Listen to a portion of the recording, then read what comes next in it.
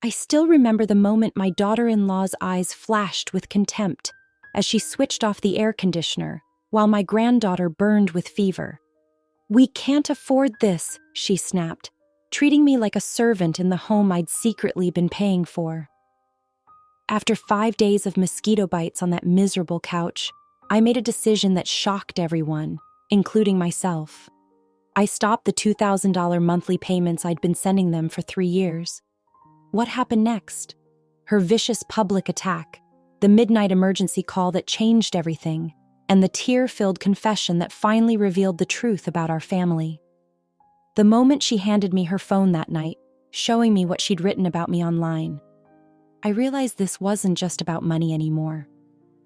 While I was kneeling in my garden, carefully pruning my prized roses and enjoying the gentle spring breeze, my phone buzzed insistently from the pocket of my gardening apron.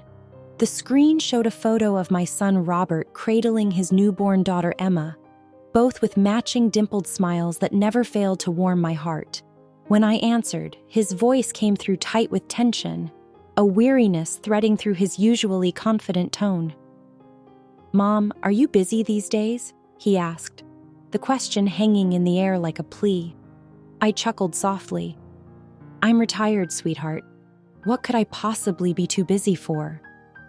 In the background, I could hear the unmistakable fussing of a baby working up to a full-blown cry. "Is everything all right with Emma?" "It's Victoria," he sighed, referring to my daughter-in-law. "She's completely overwhelmed with the baby. She hasn't slept properly in weeks, and..." His voice trailed off as Emma's cries grew louder. "Mom, we're at our breaking point. Victoria's mother had to cancel her visit, and I've got this massive project at work that I can't postpone. We need help." The desperation in his voice tugged at something deep inside me. My son rarely asked for anything, always so determined to handle life on his own terms. Now here he was, practically begging. "I'll be there," I said without hesitation. "I'll catch the train tomorrow morning." After hanging up, I sat back on my garden bench, already mentally packing my bags. It had been 5 years since my husband Mark passed away, leaving this house too quiet, too empty, the chance to be needed again, to hold my granddaughter and make myself useful. It felt like a blessing. Little did I know what I was walking into. That evening, I bustled around my house with renewed energy, pulling out my old suitcase and carefully selecting what to bring. I packed my comfortable slippers, soft cardigans, and those reading glasses I needed for late-night feedings. The thought of cradling little Emma while her parents caught some much-needed sleep filled me with a quiet joy I hadn't felt in years. I dug through my closet and found the beautiful hand-knitted baby blanket I'd been saving, pale yellow with delicate white flowers along the border. It had taken me months to complete, a labor of love I'd put aside for just the right moment. This was it. For Victoria, I picked up special postpartum herbal teas and those expensive French bath salts she'd once mentioned liking. New mothers needed pampering too, and I wanted to show her I cared about her recovery, not just the baby. "This will be good for all of us," I told myself, as I folded a few more outfits into my suitcase. My house had grown too silent since Mark passed. The walls seemed to absorb my footsteps, making every day blur into the next. But now the prospect of baby giggles, family dinners, and being genuinely useful again made my heart lighter. I even packed my recipe cards, those time-tested meals that Robert had loved growing up. Proper home-cooked food would be a blessing for the exhausted new parents. That night, I could barely sleep, my mind racing with plans. I'd help with night feedings, handle the laundry, cook nutritious meals, whatever they needed. I imagined Victoria's relief, Robert's gratitude, and little Emma getting to know her grandmother. As the train pulled away from the station the next morning, I gazed out the window feeling truly purposeful for the first time in years. 3 generations under one roof. What could be more wonderful? When I arrived at Robert and Victoria's modest 2-story home, I was slightly winded from pulling my suitcase up their steep driveway. The house was only 3 years old, purchased with my help, but already had a slightly neglected look. The flower beds were planted but needed weeding, and the curtains were drawn tight against the afternoon sun. I pressed the doorbell, adjusting the gift bag in my arms while smoothing down my travel-wrinkled blouse. Robert opened the door, his hair disheveled and dark circles shadowing his eyes. "Mom, you made it," he said, his smile not quite reaching his eyes. He gave me a brief, one-armed hug before grabbing my suitcase. "Come in, it's been a day." The living room was dim and carried the unmistakable scent of sour milk and unwashed laundry. Toys and baby items were scattered across every surface. It wasn't filthy, just the kind of disarray that comes from exhausted new parents trying to keep up. "Where's Victoria?" "And Emma?" I asked, setting down my purse. "Victoria's finally getting some sleep. Emma just went down for a nap too, thank God," he whispered, glancing nervously at the hallway. "They've both been up since 4 a.m. I nodded understandingly and held out the gift bag. "I brought some things that might help. A blanket I knitted for Emma and those French bath salts Victoria likes." "Thanks," he said, placing the bag on an already cluttered side table without looking inside. He rubbed his neck awkwardly. "Listen, Mom, about sleeping arrangements." He gestured to the living room sofa, a worn gray sectional covered in a thin throw blanket. "We haven't had time to clear out the guest room. It's full of baby stuff and Victoria's exercise equipment. Would you mind taking the couch for now, just for a few days until I can sort it out?" The sofa, not even a pull-out bed, just the living room couch.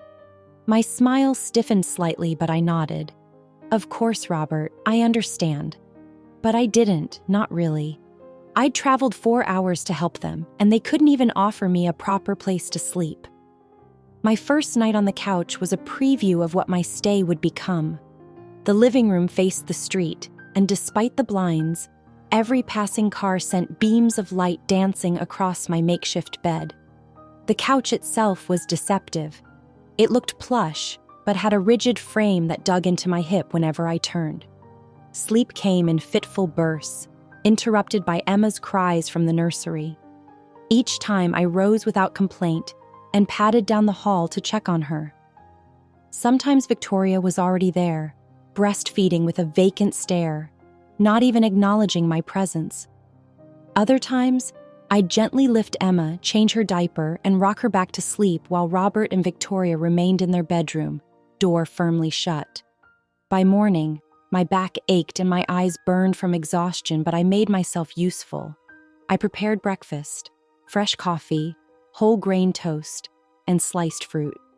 When Victoria emerged from the bedroom, she barely glanced at the spread. "I don't eat breakfast," she said flatly, reaching for just the coffee. "And Robert's already left for work." I blinked in surprise. "Left? It's only 7:30. This project is crucial. He'll be working late all week." Her tone left no room for discussion. She handed me Emma, still in her nightclothes.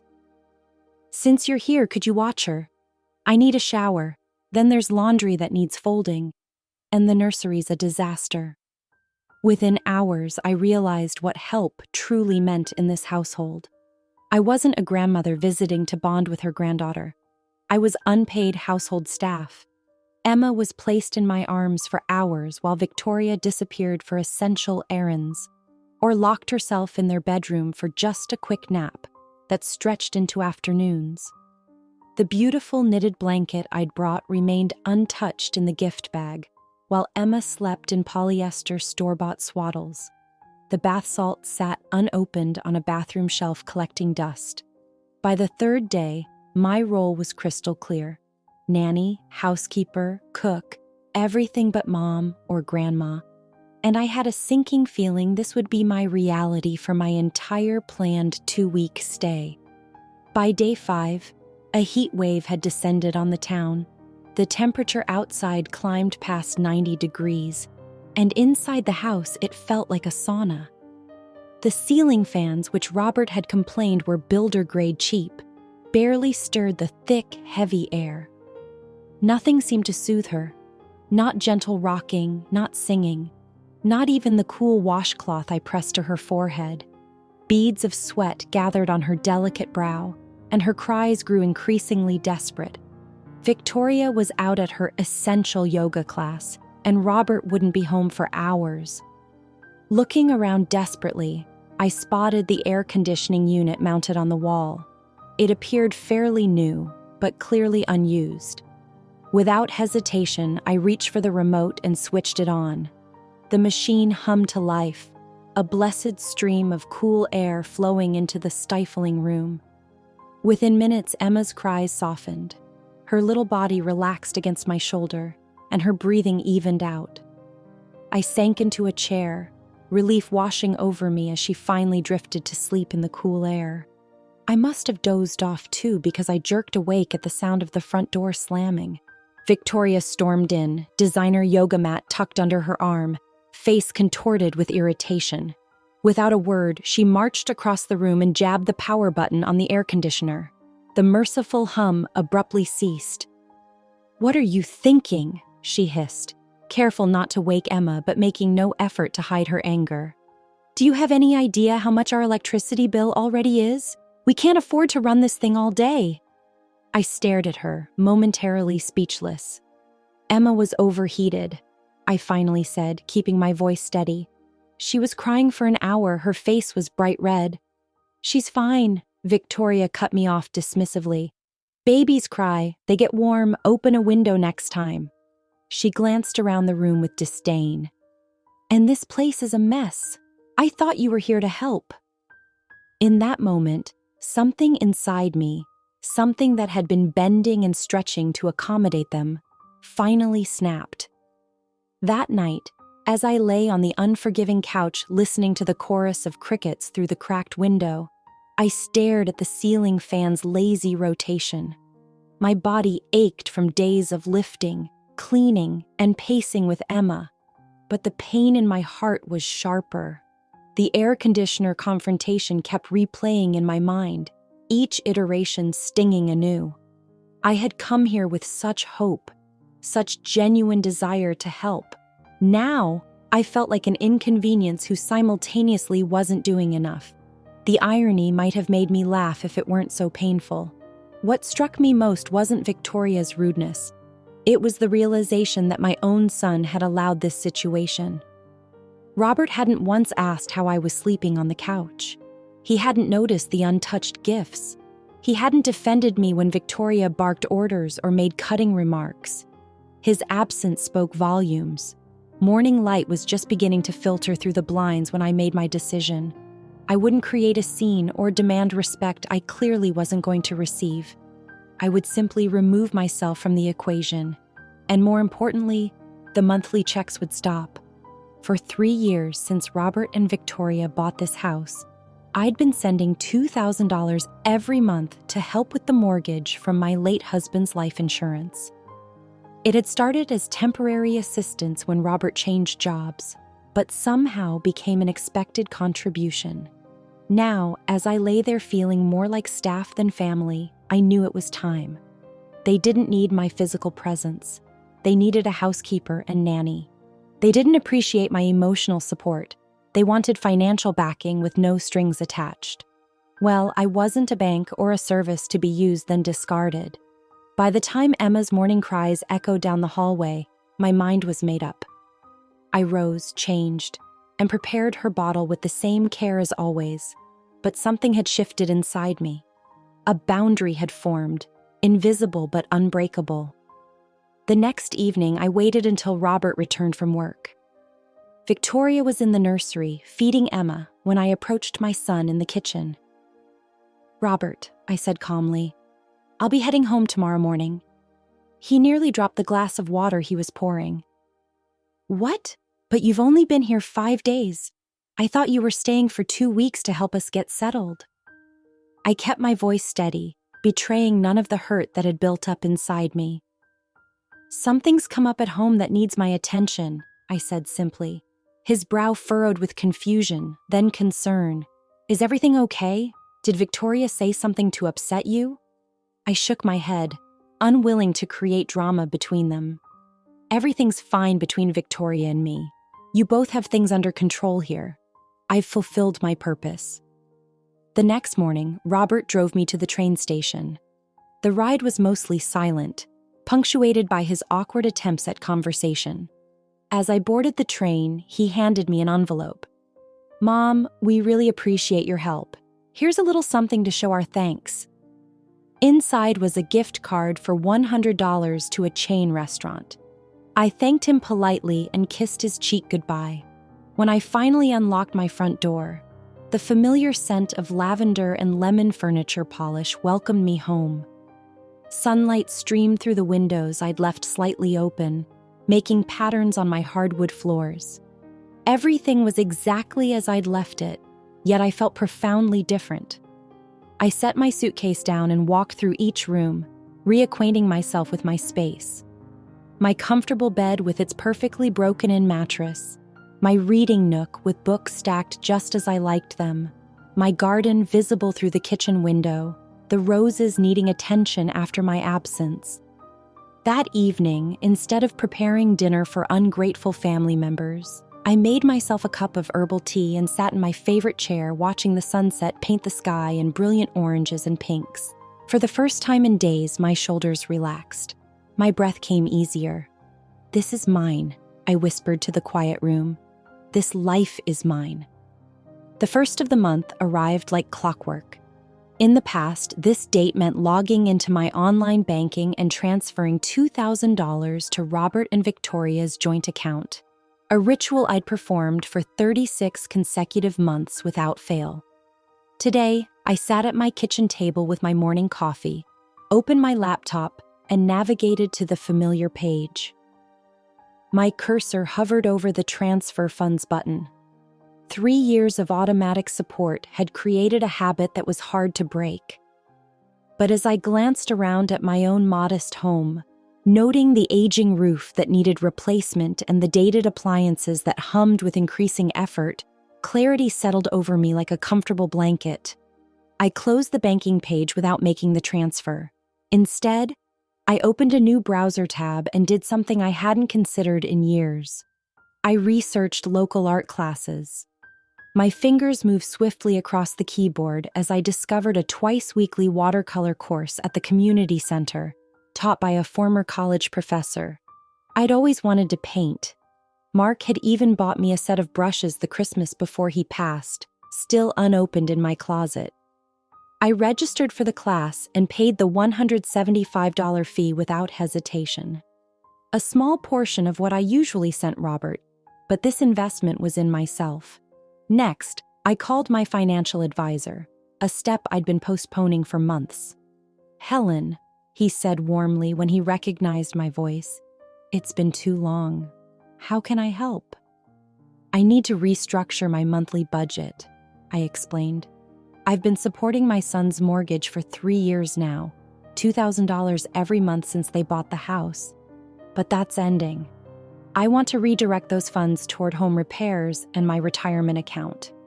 "That's excellent," he replied, the surprise evident in his tone. "Your retirement fund could certainly use the boost." As I hung up, a weight lifted from my shoulders, not just financial, but emotional. The $2,000 monthly transfer had been more than money. It was a symbol of my inability to let Robert stand on his own feet. Perhaps I had been as much at fault as he was, enabling a dependence that had evolved into entitlement. This wasn't punishment. It was liberation for both of us. 3 days after the first of the month, my phone rang at 8:15 p.m. Robert's name flashed on the screen. I answered calmly, already knowing what this call was about. "Mom?" His voice sounded tight, controlled. "Did you forget something this month?" I took a deep breath. "No, Robert, I didn't forget." A pause then. "I don't understand." "The mortgage payment is due in 2 days." "I'm aware of when your mortgage is due," I replied evenly. "But after careful consideration, I've decided to stop making those payments. You and Victoria are both working professionals now. It's time you handled your own household expenses." The line went so quiet I thought we'd been disconnected. Then came an explosion of words. "You can't just stop without warning. We built our budget around that money. Victoria already scheduled some renovations for the nursery with that contracting company she found at her yoga class. And he caught himself, his voice dropping to a harsh whisper. Is this about the air conditioner or the sleeping arrangements? Come on, Mom, that's petty. This isn't about punishment, Robert. It's about appropriate boundaries. He scoffed. Since when did family have boundaries? We're talking about your granddaughter's well-being. The manipulation was so blatant, it almost made me laugh. Emma's well-being is your responsibility as her parents. My responsibility is to manage my own finances wisely as I age. The call ended abruptly when he hung up on me. The next morning, my phone buzzed with multiple text notifications. Victoria had posted on social media, "Imagine your mother-in-law promising financial help, then ghosting when your baby is barely 3 months old. Family isn't what it used to be." She'd tagged me in it. Comments poured in from mutual acquaintances expressing shock at my selfishness. One of my church friends called, awkwardly asking if everything was okay after seeing that concerning post. By afternoon, I received a text directly from Victoria. "I can't believe you'd abandon us like this. My mother's coming to stay for a month to help instead. She just confirmed she can get time off work. At least she understands family commitment." The message was clearly meant to wound me, to make me second-guess my decision. I set my phone aside and picked up my new watercolor brush. Let her think what she wanted. I knew the truth.